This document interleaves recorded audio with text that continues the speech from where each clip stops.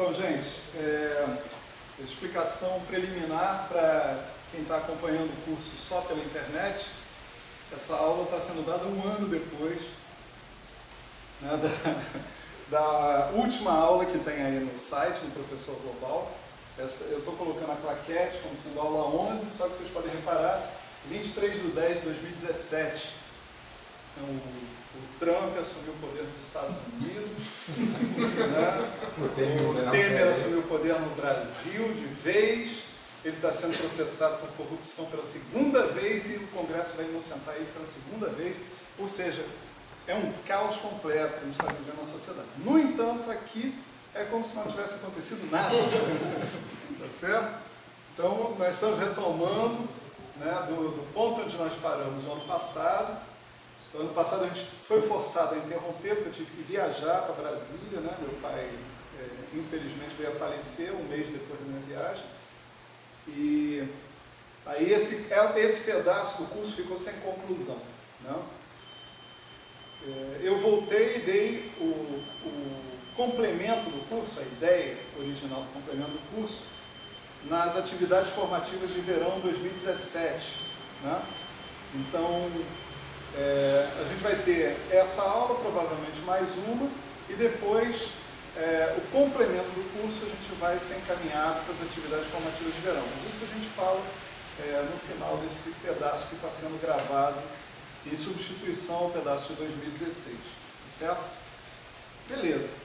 Então, assim, revendo o que aconteceu na aula passada, né, nós conseguimos estabelecer uma equação que tratava da dependência em μ, né, das funções de Green irredutíveis a uma partícula, né? Essa dependência em μ, ela ocorria porque a gente, de maneira intrínseca ao procedimento de normalização, a gente precisa sempre fixar a parte finita, né, das constantes de normalização, das amplitudes, etc. e tal. E fixar a parte finita, em geral, é feito através de condições de renormalização, né? Não adianta você pensar que você está trabalhando com MS ou com MS barra e você já fixou a parte finita. Eu fixei a parte finita, estou em MS barra, eu subtraio um pedaço padrão, que é o polo só, ou o polo mais ln de 4π menos gama, e a parte finita está fixada. Está fixada, mas sobra um parâmetro μ, né, que você introduziu para tornar a sua constante de acoplamento adimensional. Então, mesmo no MS barra, se você não quer fixar a parte finita, ou se você acha que você fixou a parte finita, ainda tem um parâmetro ambíguo aparecendo por lá.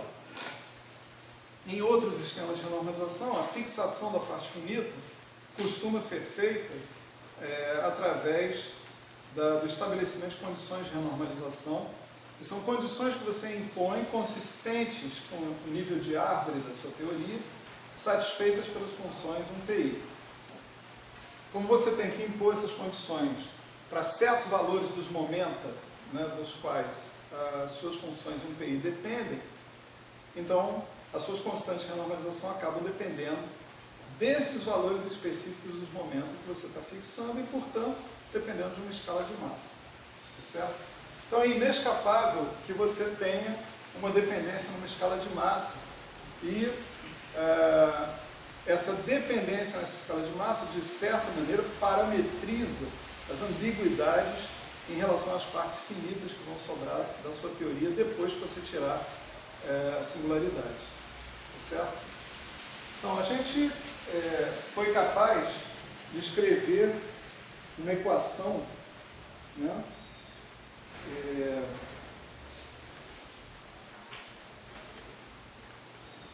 que governava essa dependência, né, dependência em μ, nesse parâmetro que está aqui, né?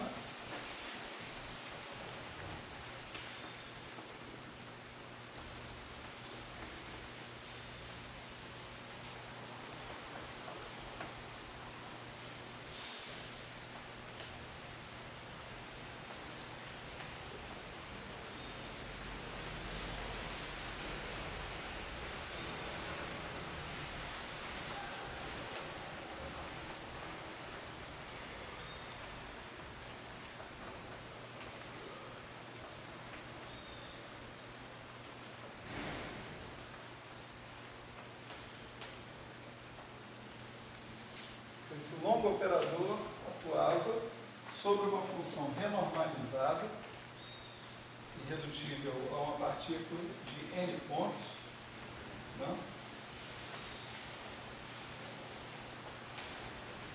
Portanto, ela dependia de n momentos, sendo que esses n momentos a gente está considerando que satisfazem a condição que o somatório deles é igual a zero, ou seja, tem um vínculo desses n momentos, né?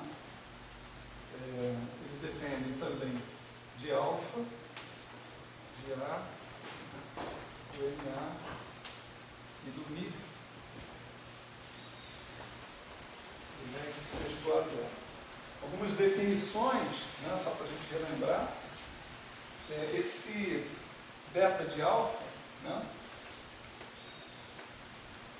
era definido através dessa equação aqui. Esses alfa A, NA, né, ou XA, que a gente já vai redefinir, né, são sempre constantes renormalizadas, e, portanto, implicitamente dependem desse parâmetro μ que está aparecendo aí. Essas quantidades, em princípio, são finitas, portanto, essas funções beta, você espera que sejam finitas também, certo? O que nós chamamos de alfa é G I elevado a epsilon 2 sobre 4π, tá certo? Claro que aí epsilon já foi para zero, então, né, isso é a forma como nós introduzimos o alfa originalmente, né?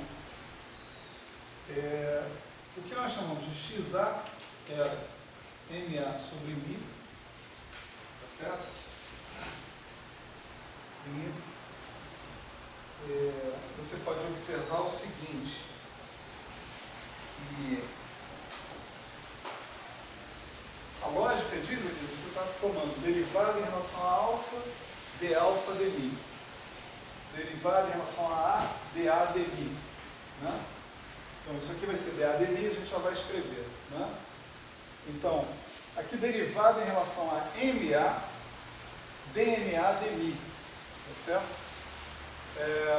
A relação entre esses dois caras era essa aqui, né? Se você tiver XA definido como MA sobre Mi, né? Então, se você calcular D de XA vezes XA, né? Isso dá MA sobre Mi, D de XA, D de MA, de MA, de Mi.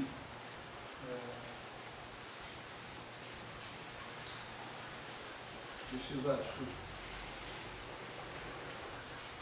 dMA de XA, e dMA de XA é Mi, né? MA é Mi vezes XA, dMA de XA é Mi, então isso aqui termina como sendo MA de dMA. Nesse ponto já tem o epsilon para zero ou ainda não? Já. Então o alfa ele não depende do Mi, né? Não. Nesse ponto. Vamos escrever isso às claras, né? É para não ter problema, não ter dúvida, né?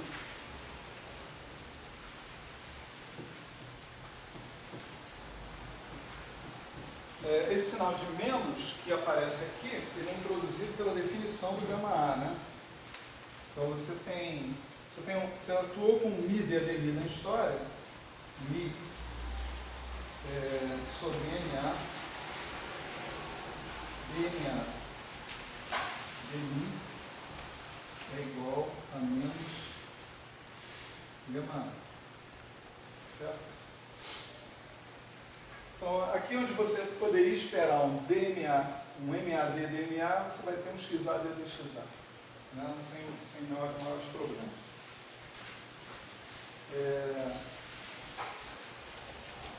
O que mais falta definir? A gente tem delta de alfa, né?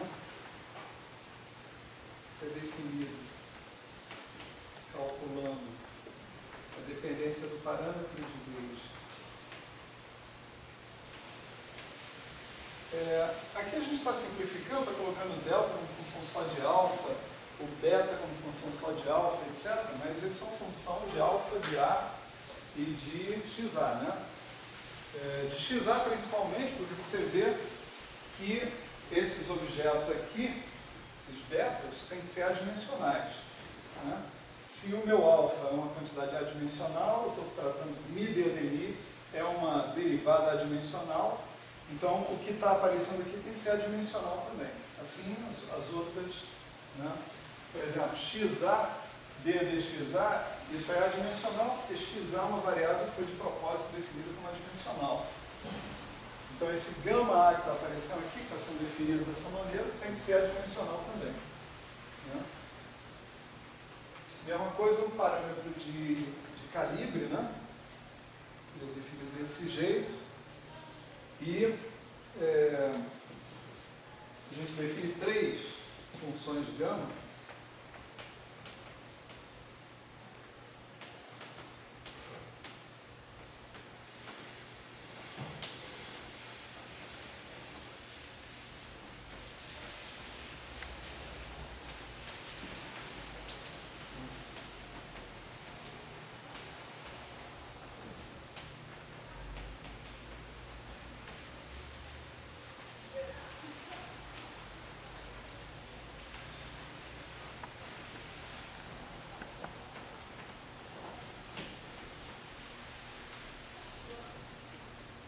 E o que nós chamamos de gama-gama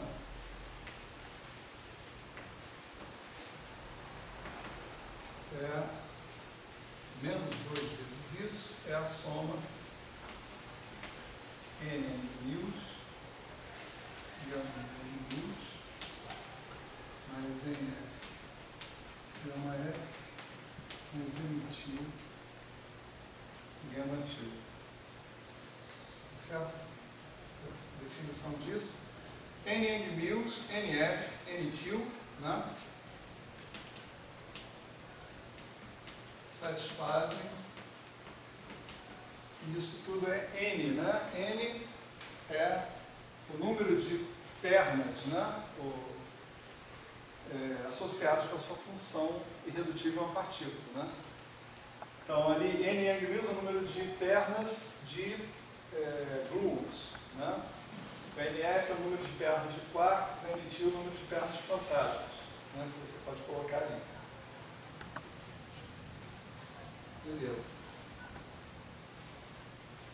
O que vai ser importante no que vai vir na sequência vai ser a discussão da dimensão canônica dessas funções de Green irredutíveis a uma partícula.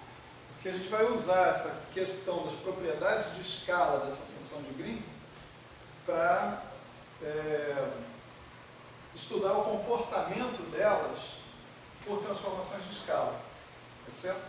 Que é uma coisa central do grupo de normalização. Deixa eu só abrir a porta aqui.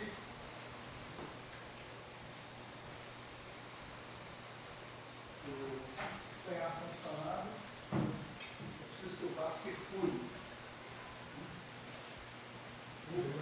O amigo que está aí em sua casa, no seu ar-condicionado, não sabe o que é. O seu irmão passa aqui na frente. Vamos lá. Então, esse comportamento de escala a gente pode obter de uma maneira razoavelmente fácil, né?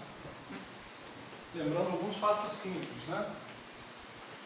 Quando eu falo comportamento de escala, estou querendo dizer a dimensão canônica de massa dessas funções de Green redutíveis a uma partícula, né? Então, se eu tiver uma função conexa ou desconexa, não importa, certo? De n pontos, né? A dimensão canônica dessa função de n pontos, né, vem totalmente dos tipos de campos que estão sendo correlacionados ali, né? Você pode ter n Yang-Mills campos de Yang-Mills, nf campos de quarks, n-til campos de fantasmas. Você tem que coletar esses caras e elevar a dimensão de massa de cada um a essa potência, tá certo? Então, a dimensão canônica desse cara aqui é n elevado a n Yang-Mills. Isso aqui significa que cada campo de Yang-Mills tem dimensão canônica 1. certo? Mais N-til, ou seja, os fantasmas também têm dimensão canônica 1, mais 3 meios de NF, ou seja, os quartos têm dimensão canônica 3 meios, massa elevada a 3 meios, certo? Daqui, a gente parte dessa equação, na verdade, para obter a dimensão canônica das funções de Green irredutíveis a uma partícula, e isso vem de você fazer primeiro a transformada de Fourier, né, dessa função que está aqui. Então você vai incluir integral d4p1, d4p2, d4x1, d4x2, assim por diante, né? Exponencial de ip1x1, exponencial de ip2x2, assim. E a dimensão desse cara vai resultar dada por m elevado a 4 menos 3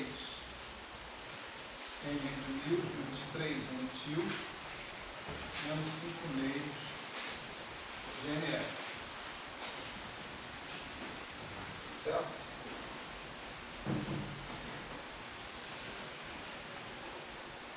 O próximo passo é você,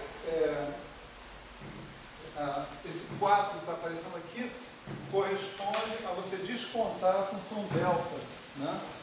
Que é, vamos supor, a sua função de Green no espaço de momento, G-til de P1 Pn, está sendo vista como a delta de P1 mais Pn vezes o que eu chamei de G-chapéu.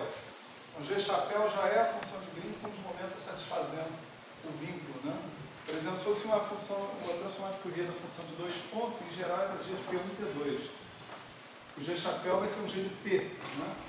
Ou G de P1 ou G de P2, né? Porque você já está usando que P1 é igual a menos P2. Certo? E para encontrar a dimensão canônica do gama,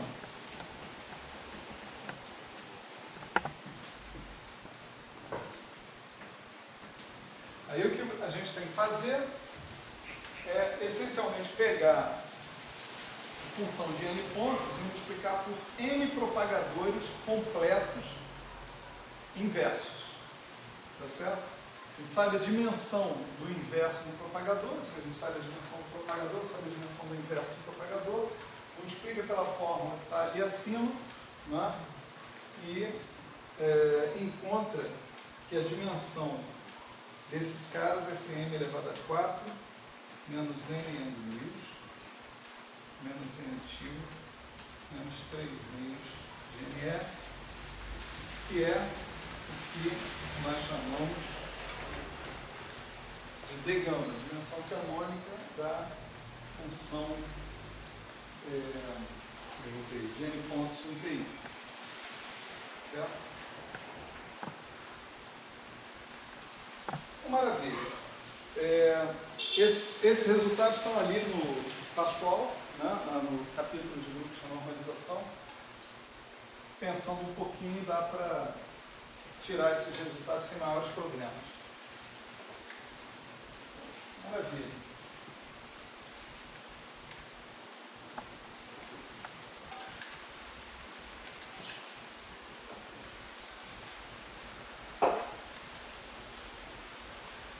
Então,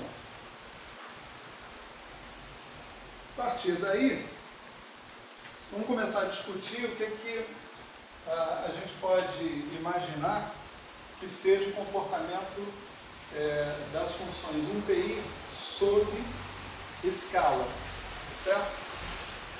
Sobre uma transformação de escala. Já a gente vai ficar claro o que a gente quer dizer com isso, né? Por exemplo, se eu pegar uma função renormalizada de n pontos, né?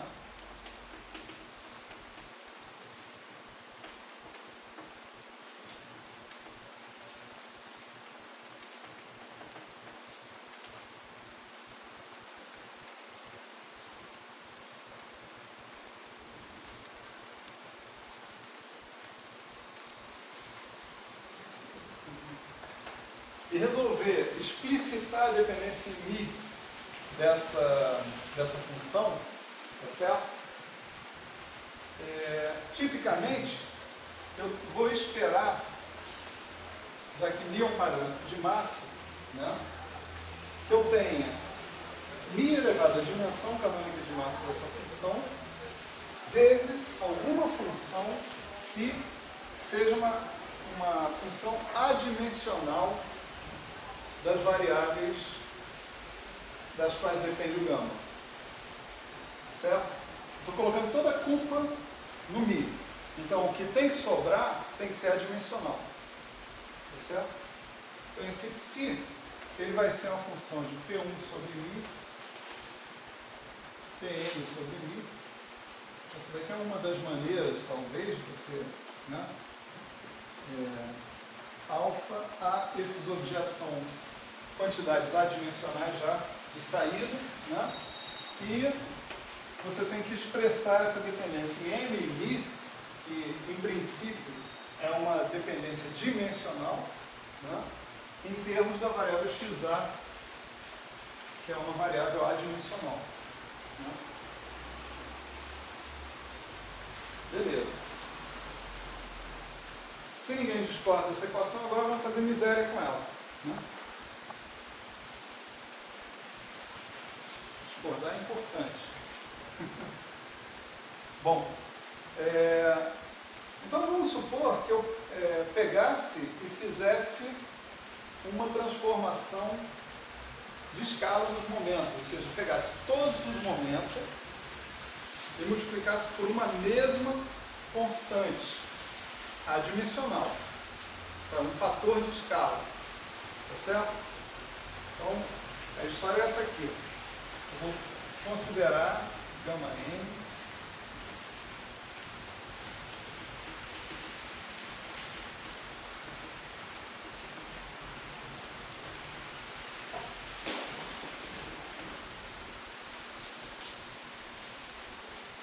Bom, o fato de eu ter pegado os momentos e multiplicado por uma constante adimensional não muda em nada essa análise que eu fiz aqui.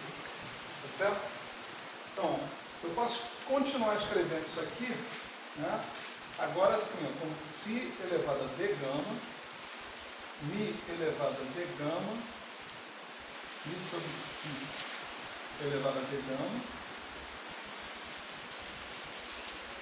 Então você vê que esse psi elevado a d gama, mi sobre psi elevado a d gama é só para constar, né?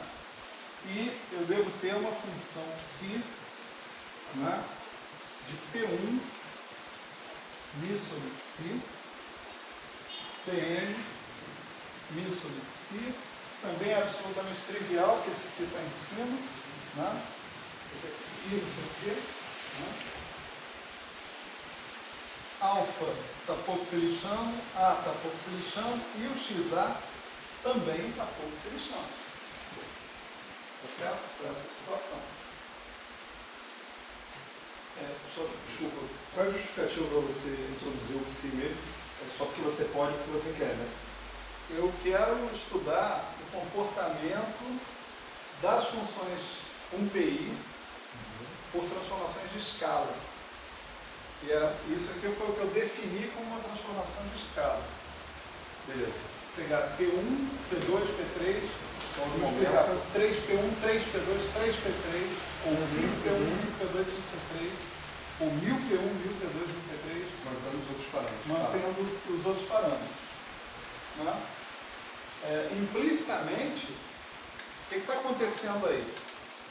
Eu estou mudando o regime energético no qual eu estou analisando a minha teoria. Tá certo? Mudando globalmente a minha escala de energia. Então, estou fazendo esses momentos variarem proporcionalmente a essa escala de energia na qual eu estou interessado. Né? Então tá, agora eu posso usar essa equação aqui ao contrário. Tá certo? Posso observar que esse objeto que está aqui, né, é nada mais, nada menos, né, do que o gama R. Gama renormalizada dos momentos originais com os parâmetros originais e as massas e os parâmetros arbitrais divididos por psi. A massa também.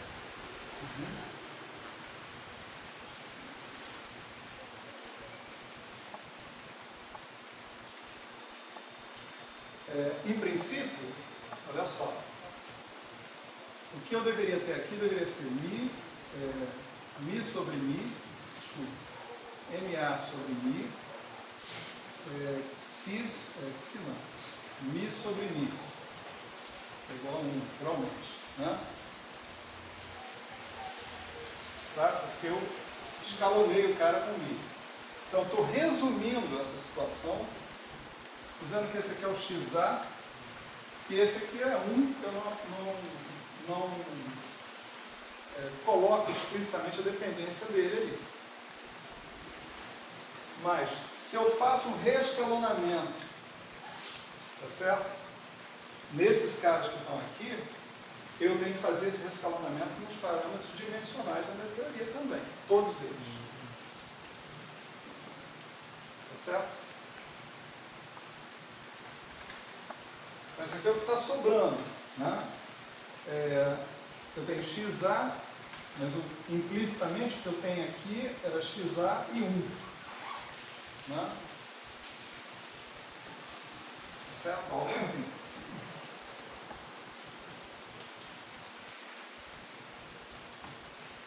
Então, arrumamos um comportamento para o gama renormalizado em função disso, e agora vamos fazer o que a gente faz melhor, que é calcular Xi de Xi. Certo?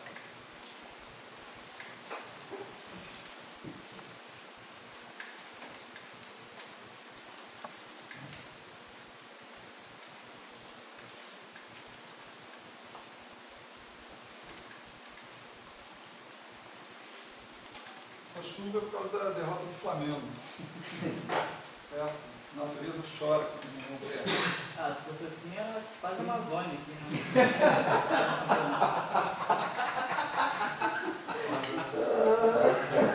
Eternizado. Não vai nem substituir mais a aula. Não vai mais substituir. Eu estou pensando melhor, cara. Eu acho que é melhor a gente não substituir a aula.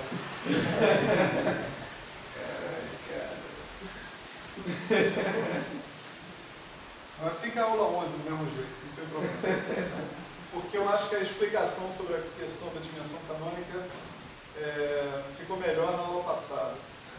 Foi com mais detalhe e tal. Deixa as duas, pô. Aí essa daqui fica como resumo. Aula extra. Resumo, né? E aí bota essa além, né? Com a devida explicação aí que tá colocada lá, né? Você viu o efeito de uma sacanagem que relação ao Flamengo, né, cara? O Imediatamente. cara vai ter que agora que assistir a aula até esse ponto para entender isso. Então, Ddxi, Xi Ddxi do gama renormalizado, se aplica desse lado e aplica desse lado também. Né? Você vai ter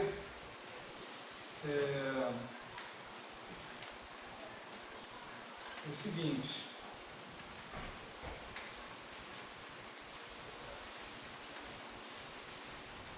Você vai ter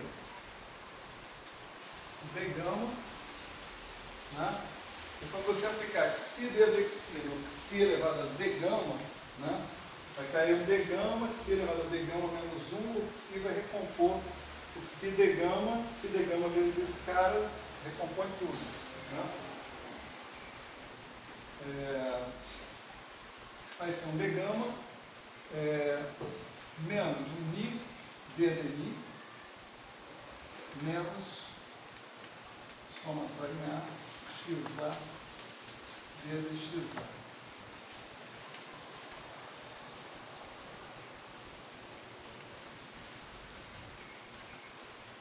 Tudo isso por quê? Porque Aqui, é claro, eu posso dividir esse cara, considerar, ao invés de considerar a dependência só em Mi, MA sobre Mi, eu posso considerar a dependência em MA sobre Mi e Mi, porque os dois são duas variáveis independentes, em princípio. Né? Apenas com o argumento que eu tinha um cara adimensional, eu podia escrever aqui só XA. Em geral, eu teria que escrever XA e Mi. Né? E, como eu estou calculando Xi D de Xi, né, em princípio, nessa equação que está aqui, eu tenho MA sobre Xi e Mi sobre Xi.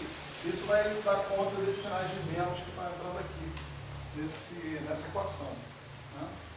Quer dizer, a lógica ali vai ser Xi D de Xi aplicado no termo Xi elevado a D gama. Estou apontando para lá e todo mundo está filmando. Esse cinegrafista, bora. Aí depois o pobre coitado está assistindo, né, cara? Porra, esse cara está avançando lá, cara. O cara não Aponta de pertinho, então, cara, viu? Xi legal.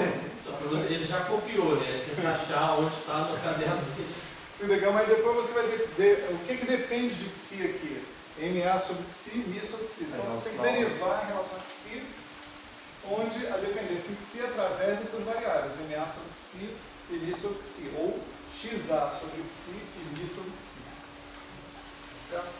Isso vai dar origem a esses dois termos com esses sinais, especificamente.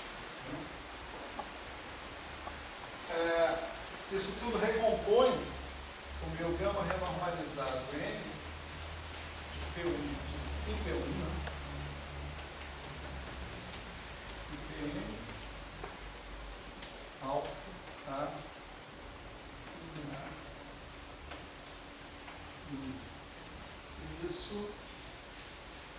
Isso é um lado da equação e o outro lado da equação. Né? Agora você pode passar tudo para o mesmo lado da equação, você vai obter uma equação diferencial. Isso aqui é igual a zero. Né? Certo?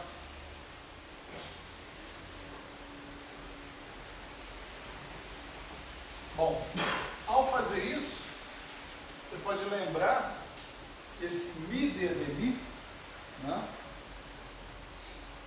nós já obtivemos o que dá o efeito do Mi D de Mi sobre as funções MPI. Tá certo? Isso foi na aula passada. Mi D de Mi vai estar relacionado com a função beta, com a função delta, com as funções gama, né, gama A, etc. e tal. Então você pode substituir a equação do grupo de normalização de Mi D de Mi do gama R desses X's aqui. O gama R de Xp1, Xpn, etc. e tal. É a mesma equação do grupo de normalização. Né? A equação do grupo de normalização está ligada à dependência em Mi. Ela não está ligada exatamente na dependência de escala dos X's. Tá certo? Então você pode substituir a equação do grupo de normalização para Mi D de Mi, que está aqui, e passar tudo para o outro lado. Né? Você vai obter isso aqui, então. Xi D de Xi. Por isso você fez uma conexão dos escalar os P's, né? E o Mi, né? Então de alguma maneira o Mi ele está, então realmente aqui dá para ver que o Mi está direcionado com a escala de energia total. A gente está eliminando o Mi da equação. Eu estou querendo dizer com isso o seguinte, que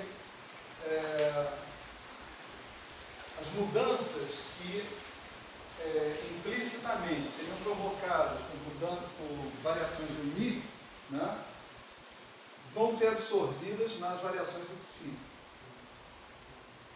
Então, implicitamente também vai estar supondo que suas constantes de acoplamento, seus betas, suas constantes de acoplamento, seus parâmetros de gauge, suas massas, vão ser função desse Xi. Tá certo? Porque a dependência em Mi está conectada agora com a dependência do Xi. Quando você eliminou a dependência em Mi, todo o resto que está sobrando é dependência em Si.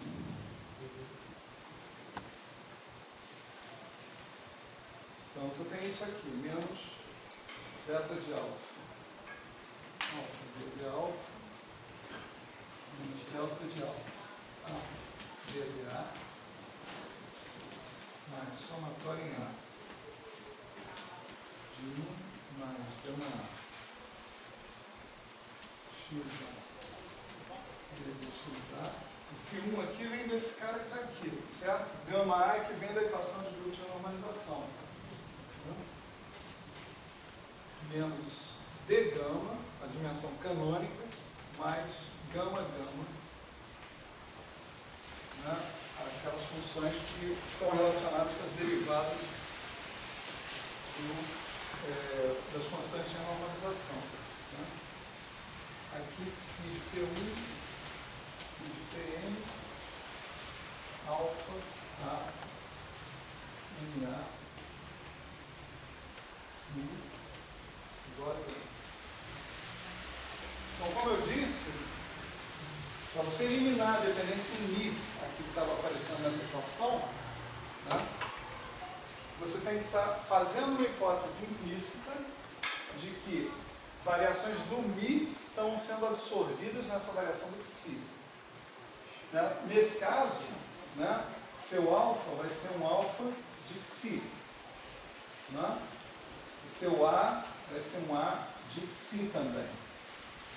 Os seus XA vão ser XA de Psi e assim por diante. O que significa também que seus beta de alfa são beta de alfa de Psi e assim por diante. Então você trocou o problema de estabelecer como que a minha teoria varia quando eu vario o Mi por um problema de como que a teoria varia quando eu vario a escala de momento da teoria. Certo? Não pule tanto. Certo? Até a gente escrever essa equação, as duas coisas não eram correlacionadas. Fala, bom, eu posso variar a parte finita das minhas funções de Green renormalizadas. E isso vai, ao variar a parte finita, isso vai ter que ser parametrizado de alguma forma, e o Mi indica essa parametrização. Né? Ok. Quando eu escrevo uma equação, em princípio uma equação diferencial, envolvendo mudanças do Psi, né? E não mais mudanças do Mi, estou deixando implícito que a variação que eu estou promovendo para o Mi vem através do Psi. Né? Quer dizer, o Mi é uma escala de massa, Mi sobre Psi, né, vai ser uma escala de massa variada. Ok? E todas as minhas variações, que eram função de Mi, as variações da constante de acoplamento, variações da parâmetro de gauge, das massas, etc., passam a ser variações de Psi. Então, eu troquei o meu problema, o problema de ver como é que varia a parte finita das minhas funções de Green, para ver como que se comportam a constante de acoplamento, as massas, parâmetro de gauge, perante uma mudança da escala de energia. Certo?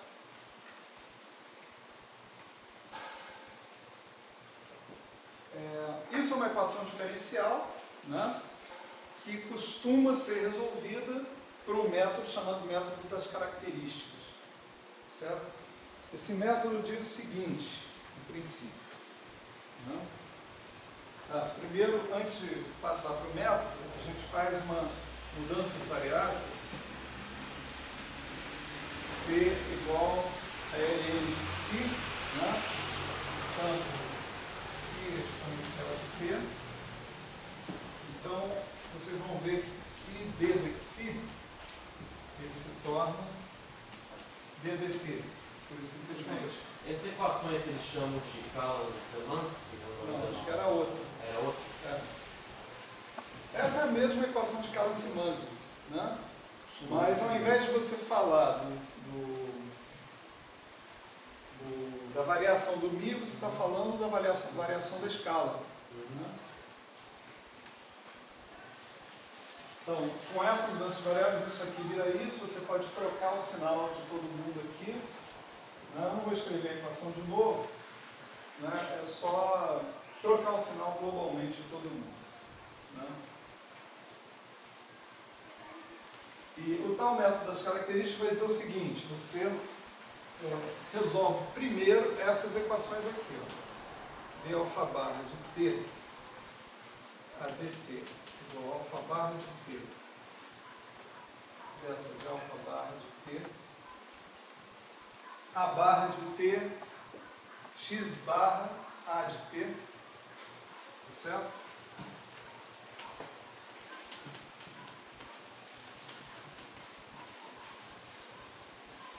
Sujeito à seguinte condição, né?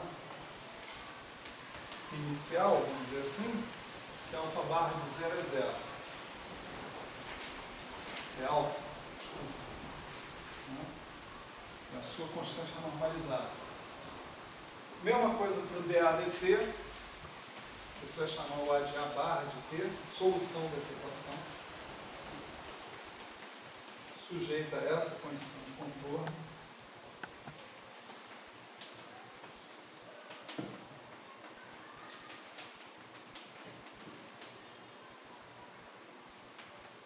Certo?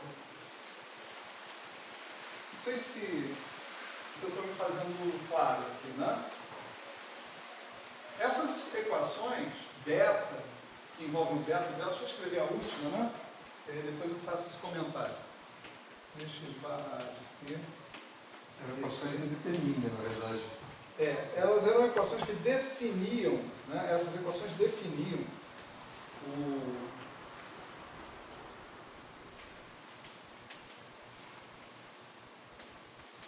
essas funções.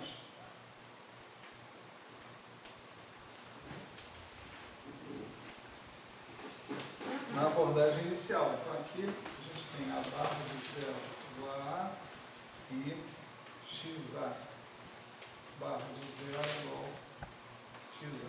Né?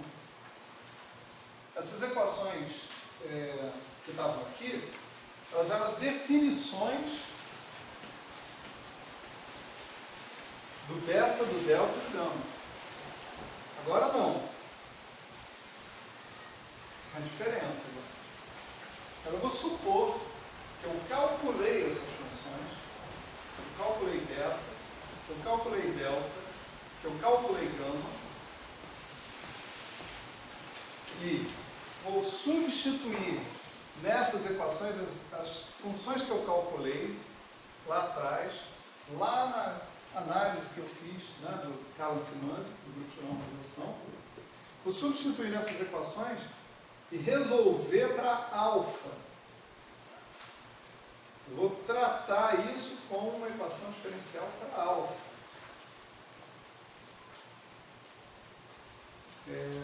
Silêncio é ensurdecedoramente perturbador, porque esse não é um ponto trivial. Então, deixa eu quebrar o silêncio. Essas funções eram definidas como uma dependência em ddmi, né? Isso. Então a gente tem que fazer essa dependência de ddmi, passar a incluir o xi para a gente poder trazer o ddt. Não, mas olha só. Como é que funciona isso? As funções eram beta de alfa a x barra A. Beta de alfa a xa. Essa função era que a gente definia lá atrás com mi ddmi do g, né? Do alfa, né? Tá certo? Então, você pegava a tua constante de complemento renormalizada, derivava em relação a mi e tirava essa função. Você obtinha essa função na sua mão. É mais ou menos o que a gente vai fazer quando a gente estiver lá calculando, né, essas funções explicitamente. Né? Agora você vai pegar essas funções que você obteve, lá dentro delas, ao invés de você colocar alfa, A e X constantes. Você vai colocar alfa de T, A de T, X de T. Funções de T. Mas eu queria saber como é que apareceu a dependência em T. Tem que ter uma dependência anterior no psi, né? Porque no o... Mi. Pois é, mas eu quero saber como é que liga o mi ao psi. Essa foi a minha pergunta. Porque o T está definido a partir do psi. Sim. E acho que dependência em mi, não em si. Aí eu quero saber como é que o psi entrou para a gente poder explicitar a dependência em Isso T. veio daqui de trás. Né? Eu calculei aqui uma derivada em relação a psi desse cara. Ele bateu aqui, depois bateu aqui. Aqui, como vai ser essa dependência, essa derivada em relação a psi? Isso é aquela equação que a gente escreveu ali. Né? Ela vai ser uma derivada implicitamente. Ó. Quando a gente escreveu isso aqui, né? Eu escrevi mi d de mi. Né? Eu estou falando da dependência em mi genérica dessa função que está aqui. Então eu estou assumindo o seguinte, que o mi está sendo trocado para mi sobre psi. Esse cara e esse cara vão sofrer com isso. Com essa variação. Não, já fez o link já. Obrigado. Tá certo? Então, quando eu perguntar d de psi desse cara quanto dá, né, eu vou ter que levar em consideração a dependência global desse cara em relação a mi. Que pode acontecer aqui e aqui. A gente sabe que pode. Tá certo? Sim. Porque aqui é como se eu tivesse mudado mi para mi sobre psi. Então isso implica Justo, no aparecimento, numa dependência de psi nas constantes de acoplamento, nos parâmetros de gauge, etc. e tal. Depende de T. Quando você disse que você vai tratar essas equações com a função beta, com as funções beta, delta e gama, como se elas já tivessem sido calculadas, você supõe que elas teriam sido calculadas, então, com os valores de alfa, A e xa, um valor qualquer ou algum valor específico? Com os valores renormalizados, em princípio. Os valores físicos? Então, Sim ou não, né? Depende do que você impôs nas suas condições de renormalização. Né? Mas, tipo assim, é melhor talvez dar um exemplo ruim, mas um exemplo ruim é melhor do que um exemplo. Vamos supor que eu calculei o meu beta de alfa, por exemplo, né? E eu obtive uma coisa assim, ó, exponencial de alfa logaritmo de alfa. Isso aqui está muito ruim, né? Exponencial de alfa. Né? Como é que eu fiz isso? Eu fiz isso dizendo que isso daqui era alfa, beta de alfa, né? Era mi de alfa de mi. Tá certo?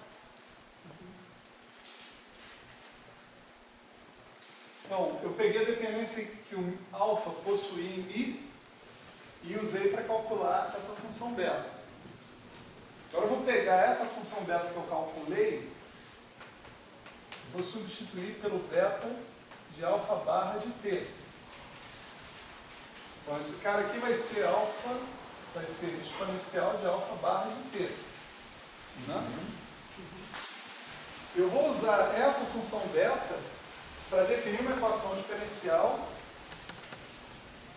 que vai me dizer quem é o alfa barra de t. Tá certo? Mesma coisa com as funções delta e com as funções gama. Suponho que eu consiga resolver essas equações. Mas eu vou trabalhar aqui como se a gente tivesse conseguido resolvê-las. Certo? Para continuar o raciocínio. Né? Então, se eu conseguir resolver, eu conheço essa função alfa barra de t, que em zero coincide com alfa, em zero coincide com a, em zero coincide com xa. Certo? Eu conheço essas funções.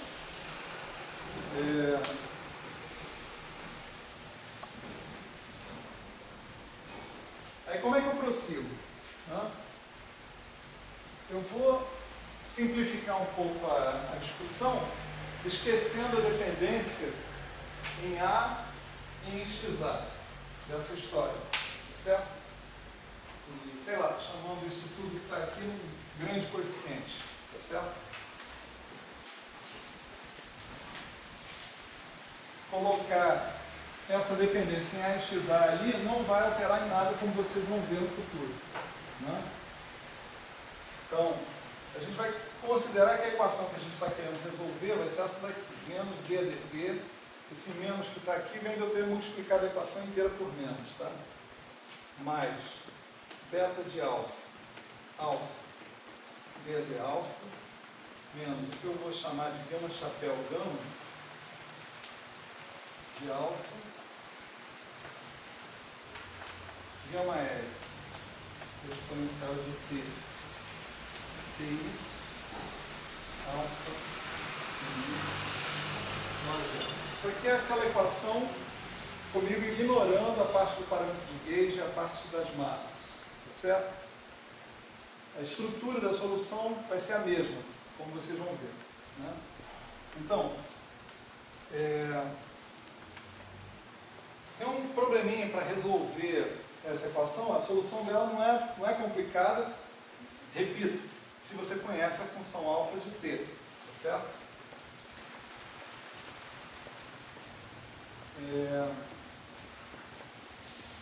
Nós vamos substituir esse alfa por alfa barra de menos t, onde a alfa barra é a solução daquelas equações características ali.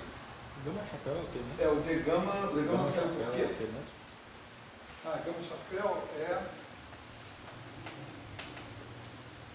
gama menos D gama. É uma D gama sumiu por quê? condensação daquele cara. Uhum. Né? Então, se eu substituir dessa forma, né, você vai ver o seguinte, que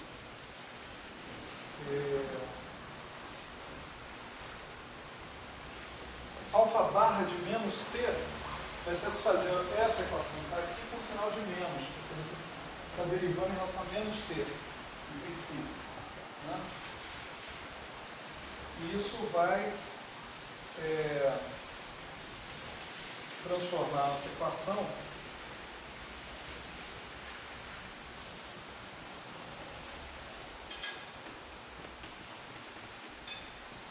antes desse passo. Deixa eu só escrever o que eu estou colocando aqui.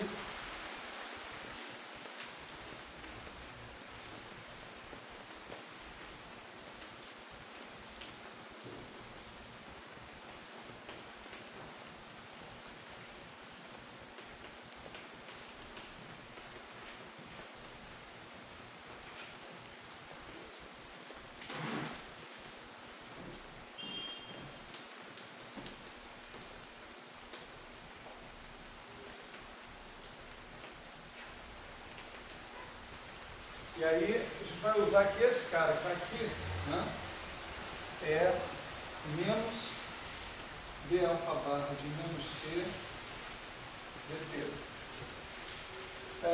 O truque é bom porque isso aqui vira uma derivada total. Esquece os outros parâmetros, né?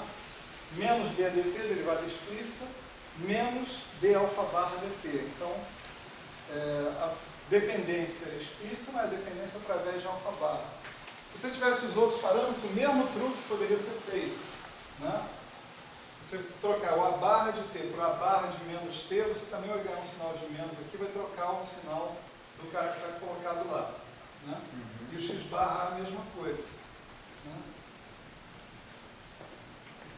Então, professor, mas aí a gente não está voltando do ponto onde a gente partiu, porque a gente tinha obtido essa equação justamente partindo que o meu derivado total em relação a mim. sim. A derivada total em relação a mi da função nula. Agora você está na função renormalizada, certo? Então, você vai ver, vai funcionar, né? Contanto que você saiba a solução daquelas ali, né?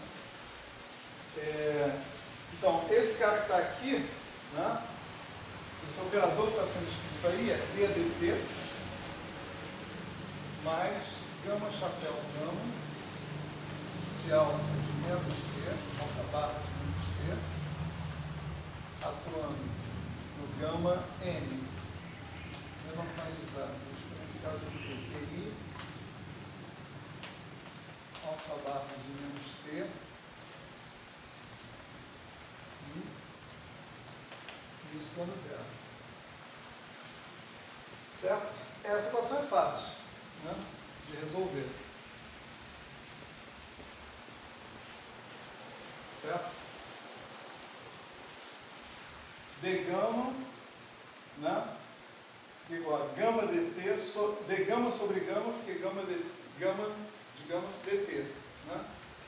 Integra os dois lados, está logaritmo, exponencial, né? Solução é essa aqui, ó. Deixa eu até aumentar meu espaço aqui para escrever.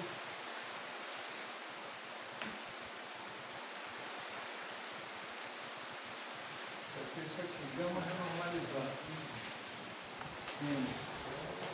Exponencial de t, ti, alfa barra menos t, i, igual ao gama renormalizado de ti, está integrando entre 0 e t, né?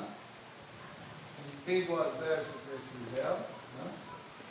Aqui você vai ter o alfa, que é a constante de complemento de t igual a 0, e vezes a exponencial de menos a integral de menos t até 0, dt gama chapéu gama, de alfa barra de t',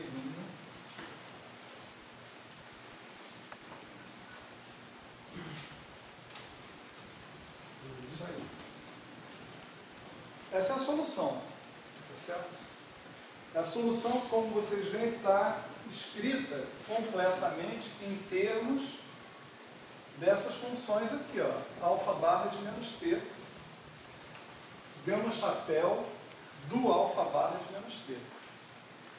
Então você precisa saber o gama chapéu, quem é, isso você tem como calcular, né?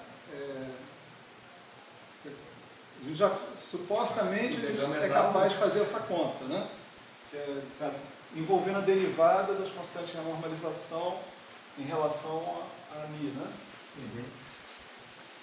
Isso vai depender de alfa, no lugar de alfa você bota alfa barra. Você pode generalizar isso e botar também a dependência no parâmetro de gauge e a dependência no outro.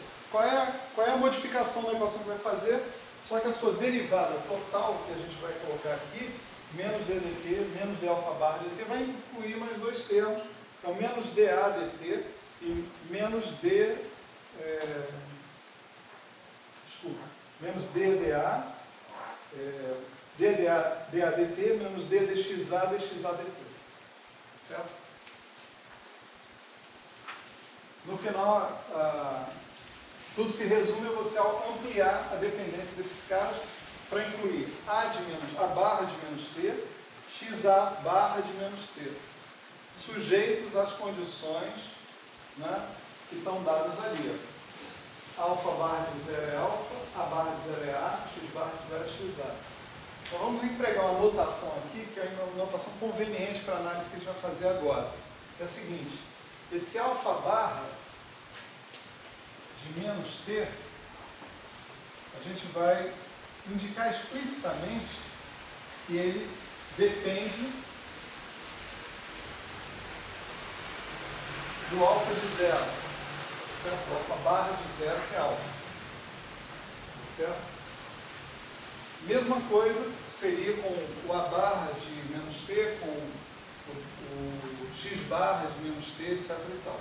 Vai dizer qual é a condição de contorno que eles estão, a condição inicial que eles estão obedecendo.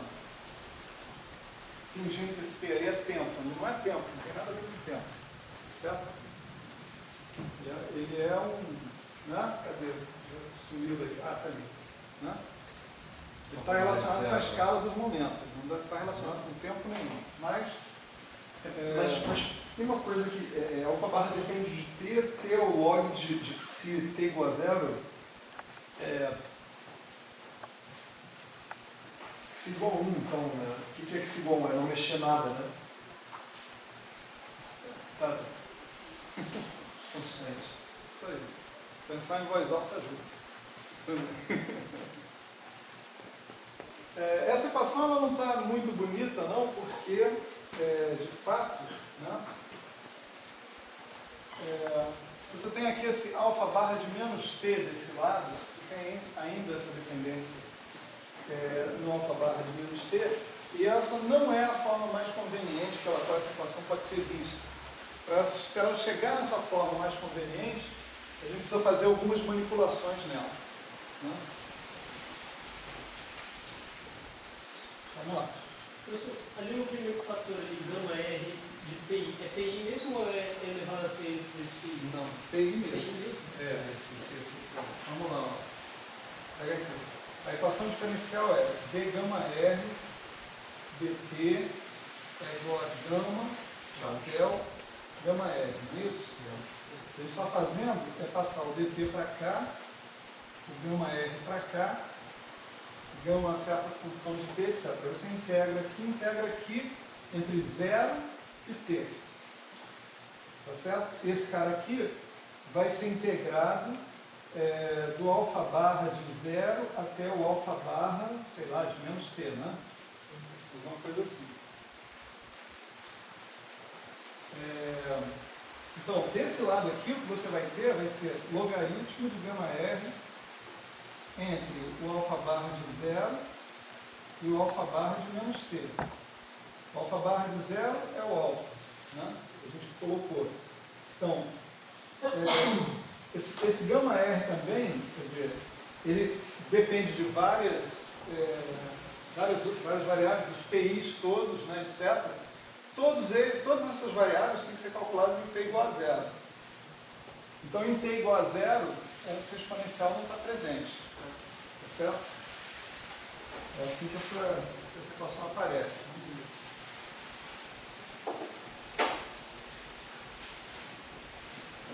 Bom, então olha só.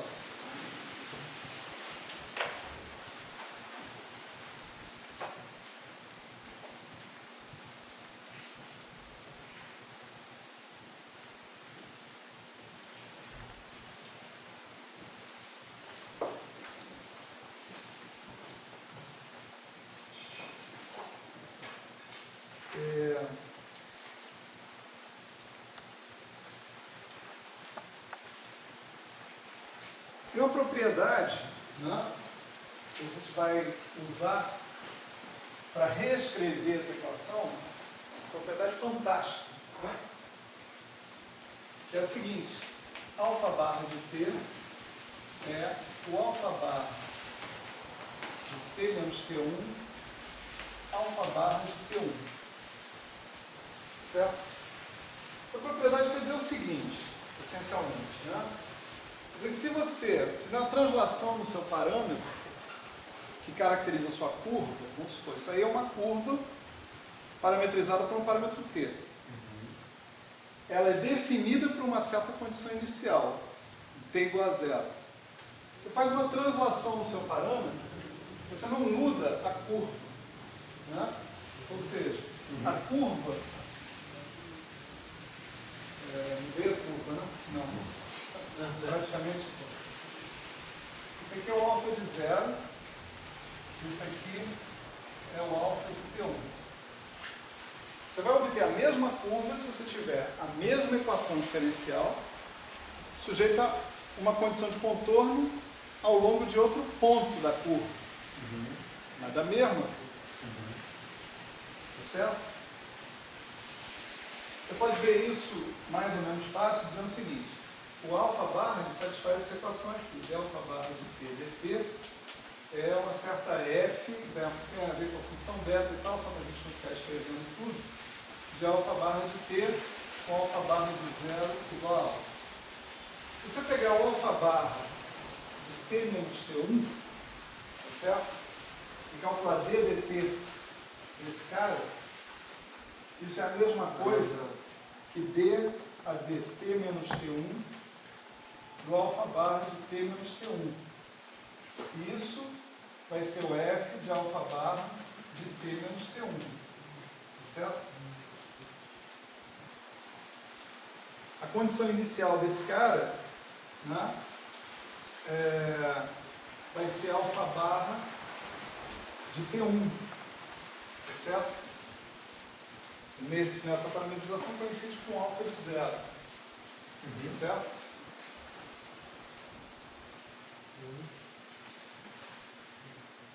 Então, as duas são equações diferenciais, né, de primeira ordem, idênticas, em princípio, satisfazendo a mesma condição inicial.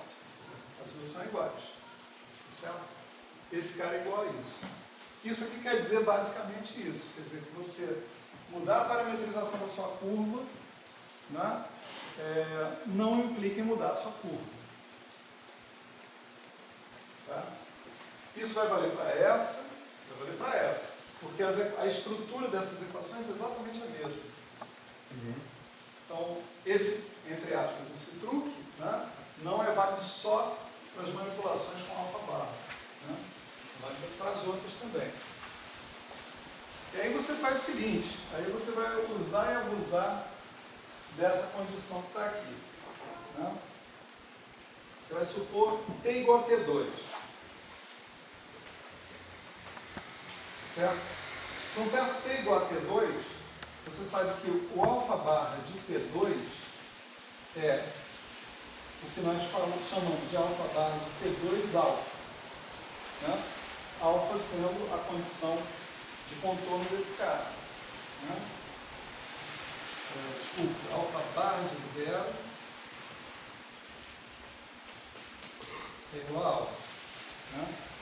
Por outro lado, o mesmo alfa barra de T2 pode ser escrito desse jeito, né? Como alfa barra de T2 menos T1, alfa barra de T1. Tá certo? Agora você pode pegar essa equação que está aqui, essa, e particularizar para T2 igual a 0 e T1 igual a T. Então, o que vai aparecer aqui? Vai aparecer alfa barra de 0, alfa, é o que aparece daqui. Isso é o alfa. Isso é igual ao alfa barra de 0 menos T, aqui, só relembrando, né? T2 igual a 0, T1 igual a T. Né? Então, isso fica alfa barra de menos T, alfa barra de T. De T, exatamente. Alfa barra de 0, né? Ah, não, desculpe. Eu tenho duas coisas. Então, isso te deu um jeito de você escrever o teu alfa em termos do alfa barra de T, de alguma maneira. Você diz o seguinte, olha, se eu reverter a minha parametrização, e usar um ponto de partida que é o alfa barra de T, e reverter a parametrização para menos T, eu termino no ponto original. É como se eu agora botasse na minha parametrização essa e voltasse para cá. Certo? E é essa equação que a gente vai utilizar na solução que está aparecendo ali. Então, lá na solução, a gente vai ter o seguinte: gama renormalizada N exponencial de T, TI, alfa barra de menos T,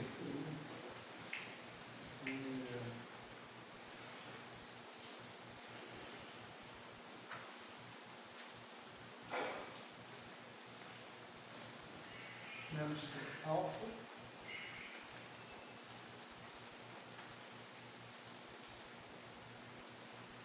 desculpa, tem mais uma coisa. Né? Eu vou chegar nessa equação e vou substituir o alfa, onde ele aparece implicitamente aqui. Ó. Aqui ele aparece, aqui ele aparece e aqui dentro ele aparece também. Certo? Eu vou te substituir o alfa por alfa barra de t. Então, aqui eu tenho alfa barra de menos t, alfa de t. Certo? Eu vou fazer isso na equação inteira, eu tenho direito de fazer isso, não tem problema. Né? Alfa barra de menos t, alfa de t. E isso aqui vai ser o gama renormalizado. N, os PIs. Aqui vai ficar alfa barra de t. I. Certo? Eu tinha alfa. Ali é alfa de t ou é alfa barra de t? Onde? Aí dentro. Alfa barra. Alfa barra de t. E aqui, exponencial de menos integral de menos t até zero, dt', gama chapéu gama,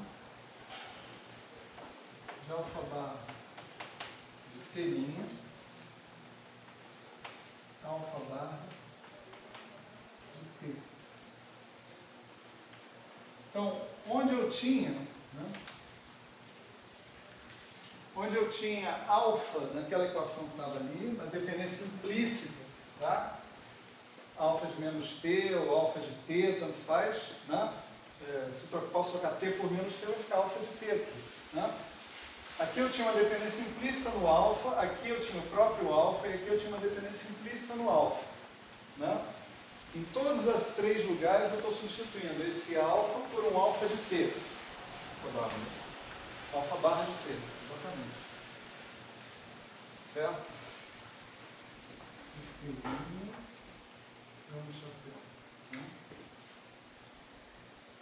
Aí, nessa primeira parte aqui, eu uso o que eu acabei de aprender.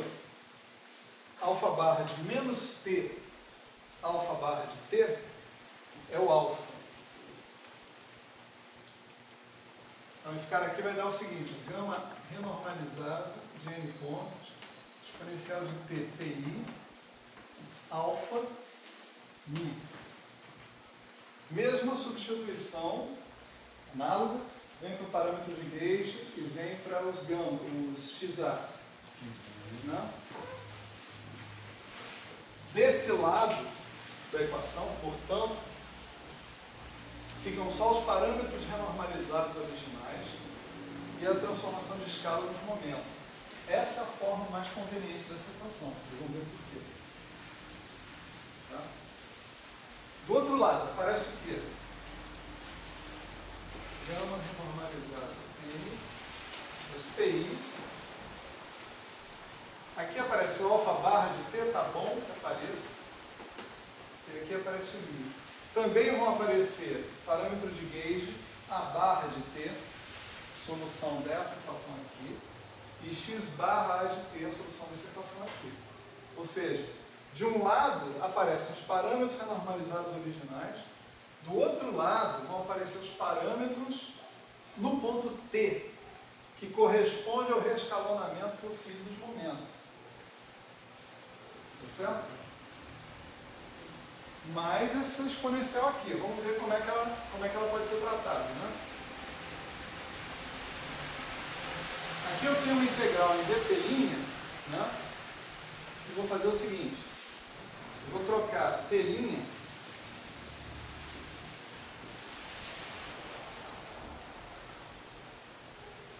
Por menos, né? Por t' menos t. t duas linhas menos t. T duas linhas menos t. Então, t duas linhas é t' mais t. A integral vai ficar de 0 até t. dt' é igual a dt duas linhas. Vou ter o gama chapéu gama, função do alfa barra de t duas linhas menos t e alfa barra de t.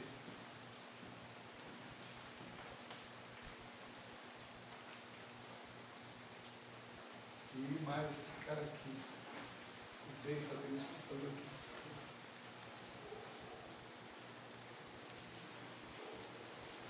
E agora, né, a gente se reporta a esse cara que está aqui, ó. Né? Ó. Alfa barra de ter duas linhas, né? É, pode comparar. Onde lá tem T, aqui tem T duas linhas. Onde lá tem T1, aqui tem T. Onde lá tem alfa barra de T1, aqui tem alfa barra de T. Então esse cara todo que está aqui é o alfa barra de T duas linhas.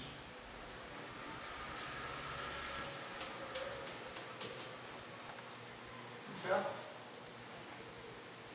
Então só para escrever a equação mais limpa, né? Aqui embaixo.